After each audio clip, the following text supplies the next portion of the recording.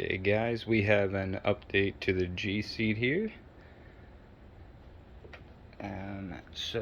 Not sure if you can tell, but I basically raised this frame. It was all the way on the ground. Basically, this entire beam right here was resting on the ground and met up with this beam. This beam here, this 2x4 at the ground. But that would have, when sitting on the motion simulator or sitting on the ground, it would have put the seat so much higher than the normal car seat sits. So I definitely didn't want to do that. I didn't want to add any more height to my motion simulator. So I basically just moved this entire frame up on this 2x4 arch that ties these two sides together and is the rest for this top half. As you can see, that they're not completely joined. If I can move them apart, but bolts will eventually go through here to hold those two together. And then I had to shorten this front beam right here.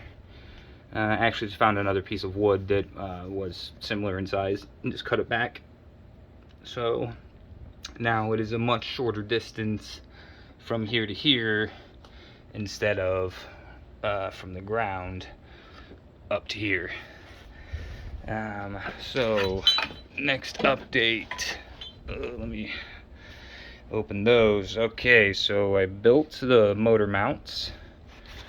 We got both motors mounted in there, and then I chopped and welded the connecting rods and then made the brackets, but I haven't mounted the brackets to the paddles yet, the seat paddles, because I need to get back in here and build the potentiometer mount, one up here for this one and then one over here for this one.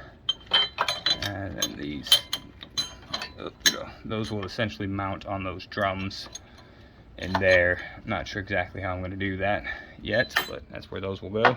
Get out of the way. So, fun fact, these are two-piece drums right here. The front of the drum is aluminum.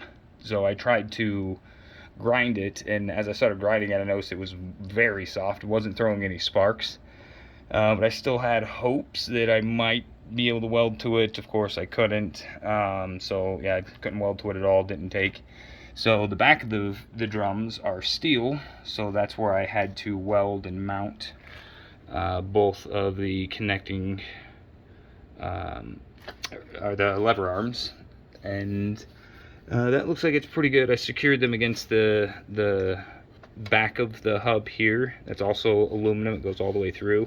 So I just kind of notched that out and made it a place for that to sit, butted it all the way up against it, and then welded terribly all around it. But that basically means that the motors for the bottom section are in, and the only thing left is basically to create a potentiometer mount. It's going to weld to the top up here, and then L bracket down, and then the potentiometer will set, mounted to this nut right here. And then the same thing for this one. It'll mount to the bottom bracket down there, and it'll, L bracket up to sit into there, which you can't really see. And then I've got to wire everything up. I changed out that that Arduino board. It's like a maker board or something. I was just using it for its positive and negative terminals, so I changed that out for an actual breadboard. And then I'm just going to tie all of the electronics down here into here, make a bigger tray, and make space for the two IBT2s and then the other Arduino.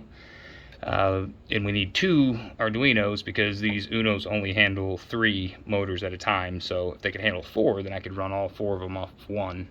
But I've got to split them up. I got to use 2 anyway, so instead of running 3 on one and 1 on another, just run 2 on each. And the first 2 channels have like a higher sync rate, I believe. Not entirely sure. But it's better to run just the first 2 channels than the third channel.